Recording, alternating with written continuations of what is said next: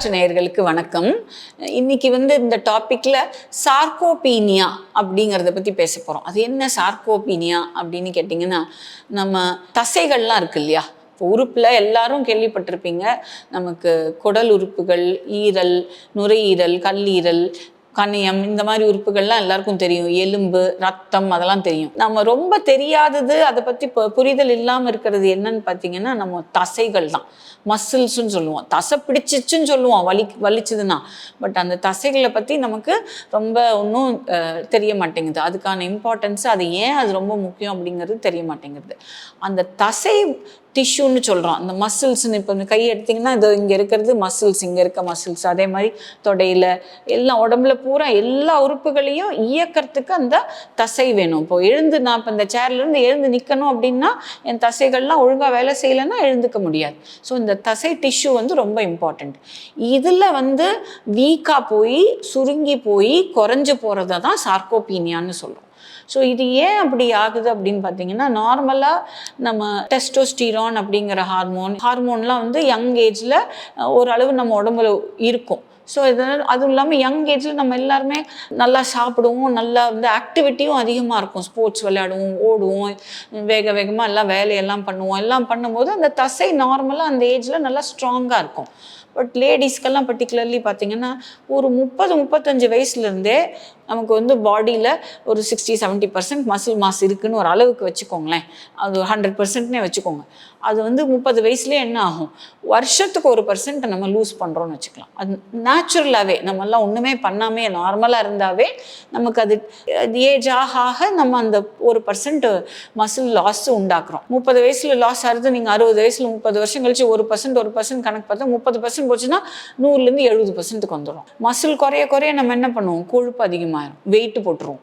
Muscle குறையும் போது ஆட்டோமேட்டிக்காக நமக்கு வெயிட்டு போட்டுருவோம். அப்போ அந்த வெயிட்டை நம்ம தூக்கணும். இப்போ பாடி வெயிட்டை நம்ம உட்காந்துருக்கோம் அப்படின்னா, எழுந்துக்க வைக்கிறதுக்கு அந்த தசையும் எலும்பும் கோஆப்ரேட் பண்ணலன்னா நம்ம அந்த மூமெண்ட்ஸ் எல்லாம் கஷ்டமாக போயிடும். இப்போ நீங்கள் சாதாரணமாக பார்த்தீங்கன்னா, சின்ன வயசில் டக்குன்னு கீழே உட்காருவோம், தரையில் சப்பனங்கால் போட்டு உட்காருவோம். நல்லா அந்த பத்மாசனம் சொல்ல போட்டுலாம் எலும்பும் நல்லா வளையும், ஜாயின்ட்ஸ் எல்லாம் வளையும். இஷ்டத்துக்கு நம்ம சொன்னபடி உடம்பு கேட்கும். அப்புறம் அப்படியே கொஞ்சம் வெயிட் போட்டு 40-45க்கு மேலே போனால் கீழே உட்காந்து எழுந்துக்கிறது கொஞ்சம் சிரமப்படுவோம். அப்படியே எழுந்துக்கும் போது அப்படியே மரம் ஏறுற மாதிரி இப்படி மாற்றி கீத்தி எதையாவது ஒரு சப்போர்ட்டை பிடிச்சி எழுந்துக்கிற மாதிரி இருக்கும். அப்புறம் 60 வயசெல்லாம் ஆனால் கீழே உட்கார மாட்டோம். நம்ம எங்கே போனாலும் சேர் தண்ட வேண்டிய சூழ்நிலை வந்துடும். ஏன்னா கீழே உட்காந்தா எழுந்துக்க முடியாது. இது நம்மெல்லாம் அந்த காலத்தில் வெஸ்டர்ன் டாய்லெட்டே கிடையாது. எல்லாம் இந்தியன் டாய்லெட்டில் ஸ்குவாட் பண்ணி குந்தக்கால் வச்சு கீழே உட்காந்து தான் நம்ம டாய்லெட்டை யூஸ் பண்ணோம். அப்போல்லாம் அந்த எலும்புக்கு மசிலுக்கு எல்லாம் பயிற்சி இருந்தது, பண்ண முடிஞ்சுது. வயசானவங்க கூட அப்படி தான் டாய்லெட் போவாங்க. அப்புறம் என்னாச்சு, உட்கார முடியல, எலும்பு முட்டி வேலை செய்ய மாட்டேங்குது, முட்டி வலிக்குது, தசை ஸ்ட்ராங்காக இல்லை, உட்காந்து எழுந்துக்க முடியலன்னு வெஸ்டர்ன் டாய்லெட்டுக்கு மாதிரி அப்புறம் அந்த மசிலோட வேலையும் குறைஞ்சி போச்சு. ஸோ அப்புறம் என்ன பண்ணுவோம், ஒரு கார் ஏறி உட்காந்தோம்னா, கொஞ்சம் லோ காராக இருந்ததுன்னா உள்ளே உட்காந்துருவோம். உட்கார்றபோது கஷ்டப்பட்டு உட்காந்துருவோம். அப்புறம் ஏந்துக்கிறதுக்கு கஷ்டமாக இருக்கும். அப்புறம் ஒரு இடத்துல படி ஏறி இறங்க முடியாது. சேர்லேருந்து உட்காந்து ஏந்துக்க முடியாது. பேண்ட்டு போடுறவங்க ட்ரெஸ்ஸு போடணும், ஒரு ஸ்கர்ட்டையே போடணும், இன்ஸ்கர்ட்டை போடணும் அப்படின்னா ஒரு காலில் பேலன்ஸ் பண்ணி இன்னொரு காலில் போட முடியாது.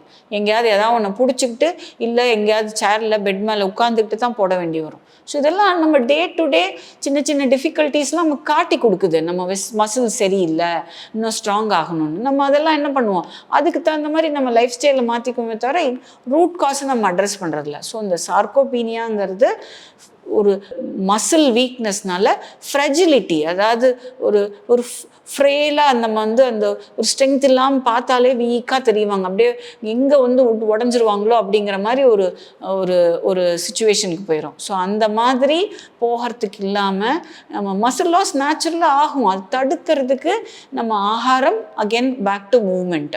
ஆகாரத்தில் என்ன முக்கியம் அப்படின்னா, நம்ம மாவுச்சத்து 30%, கொழுப்பு, ஹெல்த்தி கொழுப்பு 30%னா புரதச்சத்து 30% இருக்கணும். நம்ம பொதுவாக என்ன ஆயிடுது, நம்ம வெஜிடேரியன் டயட்டில் நான்வெஜ் சாப்பிட்றவங்களுக்கும் அடிக்கொட்டாக கிடைக்கிறது இல்லை, பட் வெஜிடேரியன்ஸ்க்கு ரொம்ப மோசம். ஏன்னா நம்ம புரதச்சத்து சாப்பிட்டோம்னா, கொழுப்பு சாப்பிட்டோம்னா செட்டைட்டி, அதாவது போதுங்கிற ஃபீலிங் வரும். புரதச்சத்து கம்மி ஆக ஆக நமக்கு போதுங்கிற அந்த செட்டைட்டி வராது. அப்போ ஆட்டோமேட்டிக்காக என்ன பண்ணுவோம், மாவுச்சத்து கார்போஹைட்ரேட்ஸ் அதிகம் பண்ணிடுவோம். அந்த கார்போஹைட்ரேட்ஸ் அதிகம் பண்ணும்போது புரதச்சத்து குறையும் போது நமக்கு வந்து கொழுப்பு தான், உடம்பு வெயிட்டு தான் கூடுமே தவிர மசில் கொஞ்சம் கொஞ்சமாக லாஸ் ஆகிட்டே இருக்கும். ஸோ புரதச்சத்து இம்பார்ட்டண்ட்டு. 3 வேளை சாப்பிட்டோன்னா ஒவ்வொரு வேலைக்கும் ஒரு ஒரு ஒரு 25 கிராம்ஸாவது மினிமம் புரதச்சத்து இருக்கணும். புரதச்சத்து வந்து மசில் பில்டிங்க்கு, அதாவது நம்ம மசில் வந்து தசையை வந்து பாதுகாக்க, புதுசாக செல்ஸை உருவாக்க, ஸ்ட்ராங்காக்க யூஸ் பண்ண முடியும். அந்த புரதச்சத்து டயட்டில் குறைஞ்சி போச்சு அப்படின்னா மசிலுக்கு தேவையான ப்ரோட்டீன் கிடைக்காது. ப்ரோட்டீன் கிடைக்கல அப்படின்னா மசில் வந்து தசை சுருங்கி போய் வீக்காக போயிடும். அப்புறம் தான் அந்த சார்கோபீனியா ரிலேட்டட் சைடு எஃபெக்ட்ஸ் வரும். ஸோ புரதச்சத்து இம்பார்ட்டண்ட்டு. நம்ம பொதுவாக என்ன பண்ணிடுறோம், நான் பருப்பு போட்டுக்கிட்டேன், சாம்பார் போட்டுக்கிட்டேன், நீர்த்த ஒரு சாம்பாரோ தின்னா ஒரு பருப்போ சாப்பிட்டா அந்த பருப்பெல்லாம் பத்தாது. நம்ம பொதுவாக வெஜிடேரியன்ஸுக்கு பார்த்திங்கன்னா எவ்வளோ எடுக்கணும் அப்படின்னு பார்த்தீங்கன்னா அட்லீஸ்ட் 2 கப்பு திக்கு தால், அப்புறம் இந்த சுண்டல் வகையெல்லாம் ஒரு 1.5 கப்பு 2 கப்பு எடுத்தால் தான் நமக்கு தேவையான புரதச்சத்து கிடைக்குது. வெஜிடேரியன்ஸ்க்கு இன்னும் எடுக்கக்கூடிய புரதச்சத்து எங்கன்னு பார்த்தீங்கன்னா இந்த சோயாலேருந்து பண்ணக்கூடிய சோயா சங்க்ஸ் வந்து ஓரளவு நல்ல குவாலிட்டி ப்ரோட்டீன். அப்புறம் டோஃபுன்னு சொல்லுவாங்க, சோயாலேயே நம்ம பன்னீர் மாதிரி வச்சுருப்பாங்க, அதுவும் நல்ல ப்ரோட்டீன். பன்னீரும் நல்ல வெஜிடேரியன் சோர்ஸ் ஆஃப் ப்ரோட்டீன்.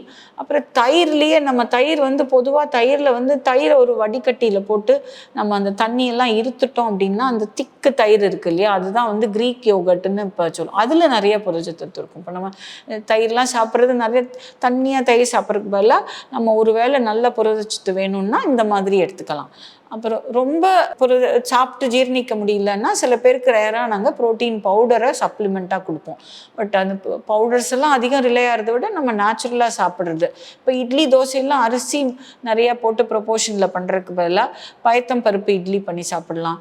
அடை, அதில் வந்து 2-3 வகையான பருப்பு வகைகளில் போட்டு அடை சாப்பிடலாம். பயத்தம் பருப்புலேயே தோசை பண்ணி சாப்பிடலாம்.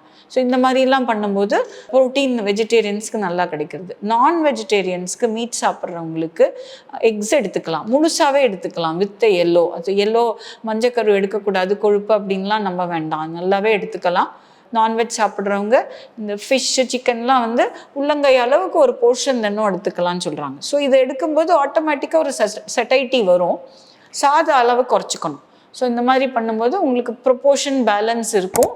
அப்போ தசைக்கு தேவைப்படுற ஆகாரம் கிடைக்கும், தேவைப்படுற அந்த ப்ரோட்டீன் கிடைக்கும். அப்புறம் மூவ்மெண்ட்டும் இம்பார்ட்டண்ட்டு. நம்ம அப்படியே உட்காந்துட்டே சேர்லேயே இருந்தோம் அப்படின்னா இப்போ என்ன தெரியுமா சொல்கிறோம், இந்த ஸ்மோக்கிங் லங்ஸுக்கு எவ்வளோ மோசமோ, ஸ்மோக்கிங் இஸ் பேடுன்னு எல்லாருக்குமே தெரியும்.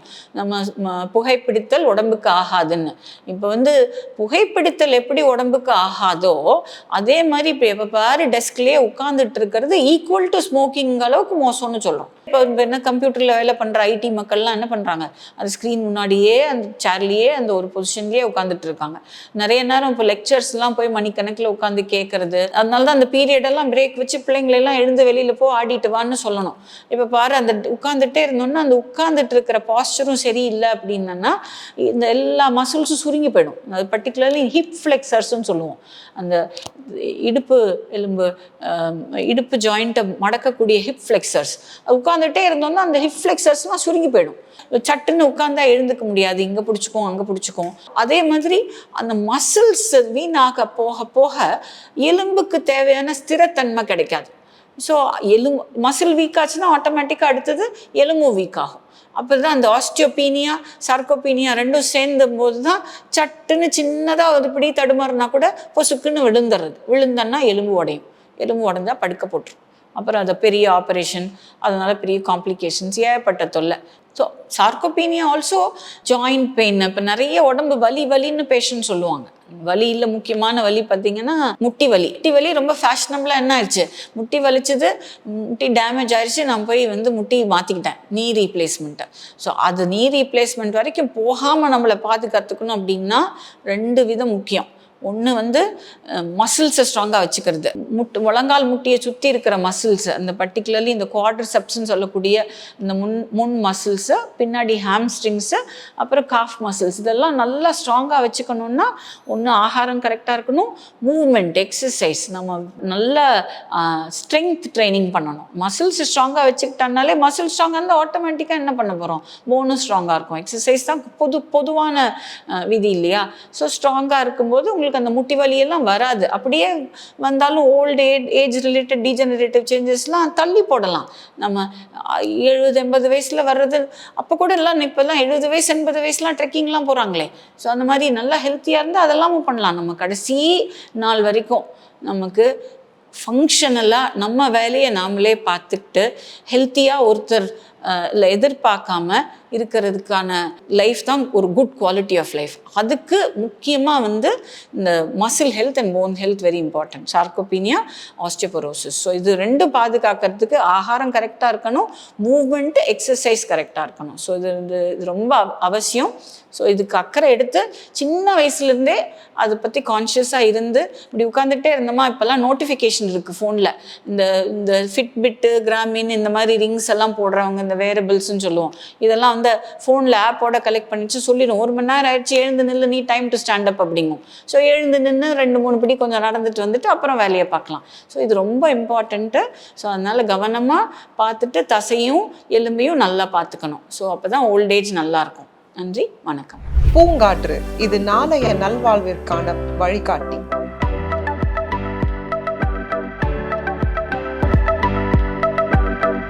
தொடர்ந்து எங்களோட வீடியோக்களை பார்க்குறதுக்கு பூங்காற்று சேனலை சப்ஸ்கிரைப் பண்ணுங்கள் அண்ட் ஃபாலோ பண்ணிடுங்க.